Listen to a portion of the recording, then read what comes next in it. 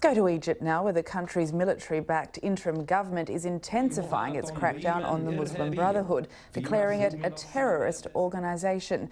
The government's also accused the group of carrying out Tuesday's bomb attack on a police headquarters in the city of Mansoura. The Muslim Brotherhood has described the move as worthless. Well, with me is the BBC's Middle East specialist, Yusuf Taha.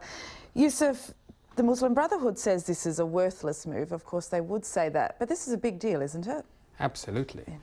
Nobody's ever before in the history of the Muslim Brotherhood declared it a terrorist organization.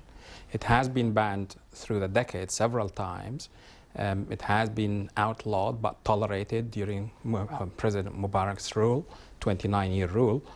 But now this interim government, which is military-backed, goes one step further by declaring it a terrorist organization, which means that the government can now confiscate all its assets and use them. Also, it's declared other affiliated organizations by the same brush as terrorists and stop them from operating in the country.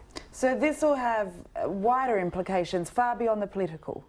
Absolutely, because we have to recall that President Morsi, the Islamist president who was deposed last July by the military, was elected by several million people in Egypt, winning about 52% of the vote. So the Muslim Brotherhood has millions of supporters, and now declaring the organization as terrorist, and everyone who supports it or belongs to it as a terrorist, subject to be arrested and imprisoned. How many millions can you put in jail?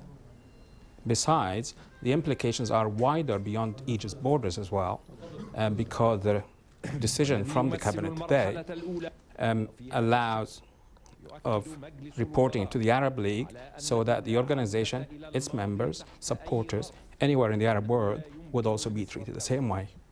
And what are the risks now? If this organization is being declared a terrorist group, the Muslim Brotherhood, as you said, they've been around a long, long time. What are the risks for people who identify as Muslim Brotherhood supporters? They cannot do so now by law, because the organization has been declared terrorist. So anyone saying that they support it or promote it in any way whatsoever is committing a crime.